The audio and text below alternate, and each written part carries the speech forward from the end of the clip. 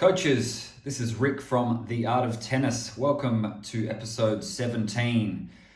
So I'm going to cover what some of the coaching fundamentals that I go over with new coaches to my tennis academy in Scarborough. I guess you could call it an induction, but really it's just a little chat or a little rant on some of the things that are important to us when we're doing our lessons at the tennis club or tennis academy. So look, I'm reading off a page today a little bit because I don't want to miss the important bits. So instead of me just ranting off the top of my head, I will look down at the page a little bit today. But the first one I've got is, make sure that you're there early. Now that doesn't need to be 20 minutes early. I've got here 10 minutes early. And I will say to coaches, I'll take 5 minutes, right? So if you're 5 minutes early, at least you're there on the court for when people are arriving. There's nothing worse than when coaches are arriving on the court and the kids are already there. The clock has already gone over the lesson time has started. So, be 5 to 10 minutes early. That gives you a chance to, set up your equipment. Just simply be ready, have your drink ready, have everything ready for your shift. But for that first lesson, be on court, 10 minutes before ideally. When you're on court, you're going to need your cones. You're going to need any coaching aids you might use, whether you're using ladders or specific targets or maybe it's a different, coaching aid like the ACE trainer or soccer ball, or look, the list goes on. Depending on what lesson you're doing, your coaching aids will vary. But what you definitely need is what we call cheese sticks, which are basically those little small plastic or little rubber strips. They're really important because that's important for safety. So you need to have, your 4 cheese sticks. Most of our classes are 4 kids. You need 4 cheese sticks to spread the kids out. Because as I say to the coaches, what's going to happen is the kids get excited, they get too close to each other, and then there's a risk of someone getting smacked by a racket. So cheese sticks are important to just make sure they've got that distance from each other. Don't be saying, oh, look, just make sure you're a meter apart. That's not going to work in kidland. You need to have the cheese stick there that is a meter apart or 2 meters apart. Look, I like to do partner activities. So as a coach, you should be always thinking about how can I get them to work with a partner.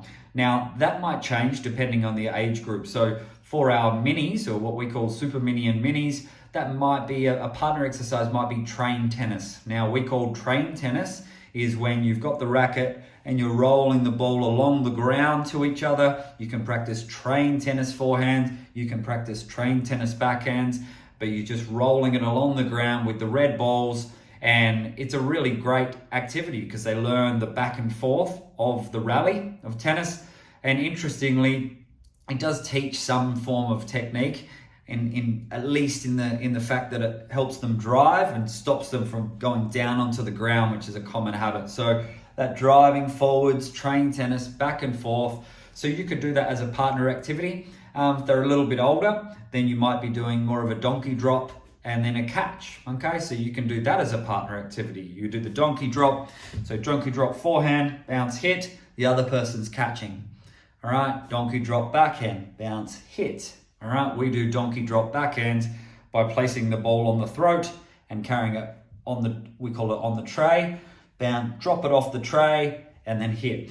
And the person's catching. Now, if they're doing that easy, then the catcher may hit it back and then the player might need to catch it. So you could do hit, they hit back, catch. So things like that. Now, obviously you can evolve that to being rallies, all right, the donkey drop, and then just keep it going and see if they can get 4 shots in a row. But if you're just looking for a quick partner activity, the donkey drop and catch is good because you're working on the perception skills with the catching, and then you're working on starting the rally, which is really important. As we go up the levels, we also like block, bounce, hit, or soft hands and fast hands, which means when the ball comes, instead of hitting it straight back, block it to yourself, let it bounce and hit it back. Block it, let it bounce, hit it back. That's a nice partner activity. It actually teaches sort of the basics of what might be those soft hands shot, like a drop shot or maybe a soft volley. So it teaches them how to control it off the racket, and then they're still rallying it back. All right, soft hands, fast hands. So that can be nice. As part of the lesson, no matter what age group, I want to include some form of champs and challenges, or king of the court, or queen of the court, or some form of little mini matches, because too often as coaches, we just coach them how to hit a forehand, and they actually don't understand how to play a game. All right, so play a little mini battle, mini match, call it what you like. So we want to include every session, they are playing some form of, four square. All right, we got 4 kids, we got 4 boxes. Even with a red ball group, we can have that first person hitting and then letting them play it out. Now you don't need to do 15 love, 30 love, 40 love. You might just simply do it as a rotation. So play, bad luck, Johnny, and Johnny runs around, everyone moves a spot. But we're giving them a chance to play the real thing, okay? And I find that really important, is actually doing tennis rather than just doing a shot of tennis, all right? So rally-based learning, that's, I guess, what I'm on about here with these partner activities, these champs and challenger or king of the court type games, rally-based learning. So yes, we need to teach technique, but we need to let them learn through rally, okay? Through playing. Now, an earlier episode, I talked about the group lesson, and I talked about how sometimes coaches can fall into either spectrum, where they're too technical and boring, or they're too blah, blah, blah, rah, rah, rah, but they don't teach anything. All right, so you've got to be careful that you're not just letting them play, and then if they do a horrible technique or do something totally different to what you're trying to achieve, you can't just say nothing. You need to be correcting them. So what I will say to the coaches is try to focus on technique, especially on the first shot. All right, so if you're in a rally-based learning or a champs and challenges where you've got 4 players, that first player, you can really focus on making sure, okay, here we've got the arm across, all right, drop, play, and we call this shining the torch, which is the end of the racket. So if you can at least focus on getting that first one right with the technique, and then let the others have a go and try their best to rally it back. So that's that rally-based learning, and making sure you're covering technique with that. All right, so on that, we have a rule that 50% of our players need to be engaged. All right, they need to be actively doing something. So if you have a line, then one player is engaged to the player at the front of the line. This is old school coaching, still happens. Even some of my coaches fall back on old habits. All right, maybe they've coached for someone else before, or they fall back on how they were taught. Lines are not good. Lines are never good. There are occasions where you have to teach the technique, but really a line going this way should really be unheard of. You may have a line going that way and spread them out while you're working on something. But honestly, even a line going this way, and if you're feeding them a ball at a time, then you're only working with one player at a time. So if we got 4 players and we are dropping to one player at a time, that really you're only at 25% engaged players. You could argue you do it quickly, they're sort of engaged, but we want 50% active at all times, minimum, hopefully 100%.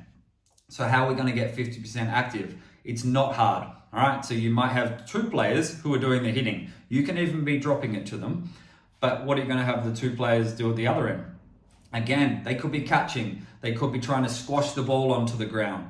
They could be trying to trap it with their feet, all right? They could be behind the players practicing a shadow swing, all right? So there's ways, you just got to be a little bit creative, but 50% engaged players at all times, all right? Really easy rule, but important. Okay, so as I mentioned before, the technical instruction can still take place while you're doing these rally-based learning. So make sure that when you're teaching technique, you're using cue words, all right? What is a cue word? A cue word is often a metaphor or just a catchy phrase or word that helps them learn the technique. right? So we are not teaching them to, on their forehand, to come through here and then internally rotate like this. Okay, you can't be using any sort of words that are boring, adult-like, or too technical. Now, what we can use is words like shining the torch. We are pretending that our end of our racket is a torch. Okay, the butt cap of the racket is the torch, or a flashlight. Now, easy to do. Now, occasionally you do get someone do this. Okay, the torch sort of pops out, but the hand hasn't turned. Now, you might do palm away. Okay, palm away for that. But the torch works really well for a forehand. Torch works pretty well for a double-handed backhand. All right, now you need to use other words like this. So we can use metaphors like, instead of being in a ready position, you might be on your skis. Okay, most kids know what skis are. So standing on your skis, all right, and you're down like this. You can't see my legs on camera, but I'm set up somewhat like a ski position. Now, if we're doing the serve, we can stand on our surfboard. All right, most kids and adults know, even if they haven't done it, what a surfboard or a skateboard looks like and feels like. So you say stand on your surfboard, suddenly they're standing on their surfboard. All right, so these are little catchy words that make things a lot easier. Okay, a lot easier for the kids to take in. There's a lot more than just those couple of phrases that I've used. I also use those words for the shape of the ball. So you're hitting rainbow shapes, which is loopy, gets them to think about clearing the net. And then you're hitting laser beams, which are lower balls across the net. Okay, so these catchy words, and across the whole academy, if everyone's using these words, then it's going to be a consistent part of the coaching team. All right, so that's that. Now, while they're getting a drink break, okay, drink breaks are great, fine, but the coach's job isn't to sit down and have a drink break with them. All right, you can have a sip of water as a coach, but that's when you're setting up the next activity. So I often describe it like a play. When the scene finishes, the curtains close. Now, once those curtains close, which is your drink break, you as the coach are setting up. Might be a few cones here, cheese sticks here, target here. You're setting up your next activity. So when the players finish their drink break, all right, guys, let's go. We're straight into it. Okay, and that keeps the flow going. The curtains have opened, we're into the next scene, right? So really important to be using that sort of flows, using that drink break to set things up. Don't ask them what they want to play. Don't ask kids what they want to play, right? Okay, it's like asking kids what they want from a candy store. They're going to say basically everything, or they're just going to want one thing and one thing only. You might give them two options. Right, I don't really feel a need to give the kids any options. Okay, I'll just tell them what we're going to play, because as the coach, you're in charge of the lesson. And if you're asking them what to play, it's probably more of a sign that you're out of ideas for that lesson, more so than, trying, or you're trying to be their friend and trying to get on their good side, which again is not what we need as a coach. We want them to respect you. If they respect you, then they'll like you. So don't ask them what they want to play. At worst, give them two choices. All right. Use their names. Okay. I can be really bad with names, but I make sure it's on the app. Use the names. Because kids will warm to you much quicker when you're using their name. All right. That's real simple. Also make them smile. All right. Try to find something. All right. Maybe you've got Tanya's being really annoying during the class, and Tanya never listens. But look, try to find one thing that Tanya does well. Maybe Tanya picked up the balls really well just at the end because she wanted to play something. And you said you have to. Whatever it is, say, Tanya, that was so good. Well done for picking up those balls. Right? Look for a positive and look to make them smile and feel good, even if you have to go searching for it sometimes. Now, the egg timer. All right, so an egg timer. So some of you know what an egg timer looks like. Shaped like this, goes in the middle, comes back down the bottom. All right, so egg timer, for those who don't know, all right, I guess you're I don't know how old you would be. If you don't know, you're probably under 25. An egg timer was used to help know how long it takes to cook an egg. So you flip the egg timer and that's enough for the egg, right? So the sand runs through the middle and then runs down the bottom. When it's all out of the top and it's down the bottom, the time is finished, okay? So why egg timer can be really handy, because an egg timer is how we teach people. So we let them try something first, which is up here. So let them try. If you don't know someone, you let them try, okay? Let's try some forehands, and then they're doing this and this and this. You're like, okay, all right, maybe we might need some technical work here. But you let them try it, test it out and say, all right, why don't we try to aim a bit higher? All right, and they start to come under it a bit more. But that's up here, and then we bring it into the middle. Once we're into the middle, what are we doing? We're doing the technical instructions. We're going to teach them something that's going to improve their technique there, right? So that might be, well, whatever it might be, okay? Any number of examples and number of shots. So we teach them that technique, we work on it, maybe we're doing some self-feeding, some drop feeding, whatever it might be to help them get some repetition on that. And then we bring it back down to the second part of the egg timer again, which means, all right, now we've learned that, let's try starting this way, all right? And then we'll rally it out.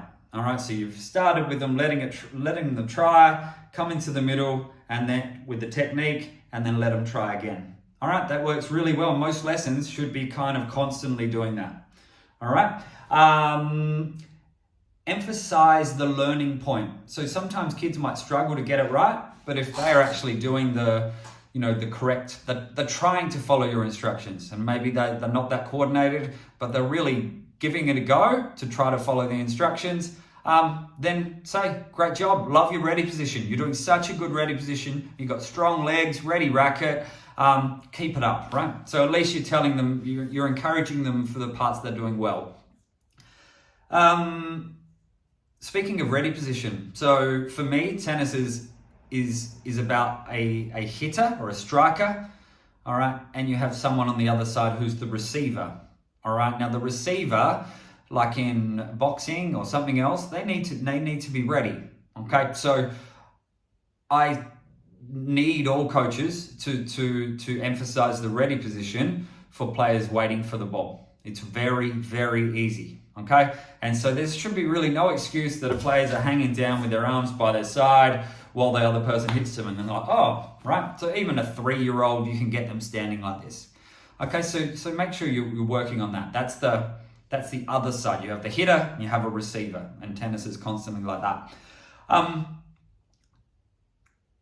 If you have to discipline a student, so maybe you have to sit them out, which doesn't happen very often, but if they're being a little bit, if they're being over the top, you might sit them out for a little while, let them miss out on some of the play. All right, you would have tried a few other things first, but if you need to, but if that happens, you need to finish on a good note. So as a coach, you can't just take it personal and not talk to Philip there until the next lesson. You want to finish with Philip by saying something, what it is, I don't know. You just got to find something to chat to Philip, say, hey buddy, all right, let's have another go next week, Philip. And then, Philip goes away. You sort of had some closure on that. And so the next week it's a bit smoother.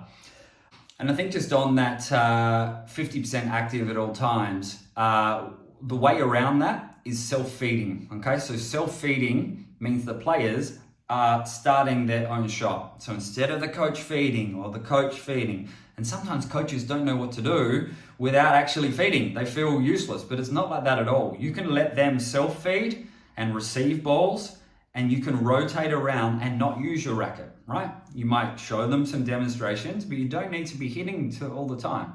So what self-feeding can do is you can set them up. The cue words I use for a forehand at the moment is starting your piano. So piano position is here, all right? And then you can drop the ball and play until the torch. So it's piano, drop, torch, okay? So that's a nice example of a self-feed. You can do backhand self-feeds, as I explained earlier, off the tray of the racket on the throat. Okay, here, drop, bang, shine the torch. So that's tray to torch. You can do self-feed volleys. Toss, punch. right? And obviously a serve is a self-feed. Get them doing that rather than you feeding to them all the time. Then all four are hitting at the same time, 100% engagement. So I reckon that's it. These are the main points that I cover with my coaches. There are always other lessons and other things to learn. I do like to add in that you should, when you're chatting to kids and you're a bit taller than them, drop down and chat to them at their eye level. Okay, whenever you talk to kids at their eye level, you get a much, much, much better engagement from them. Okay, they don't feel whether it's intimidated or they just can't quite connect when you're up like this. So you drop down, squat down on your knees, and just chat to them like that. Or crouch down is fine, right? Just to chat to them, to explain what's going on, and then you get back into it. That's it. So some I guess fundamentals of a tennis lesson, and things that coaches need to be aware of, and what's going to help them have a happy player base. All right, happy and growing player base who are getting better at the game all the time. All right, thank you. That's it. Cheers.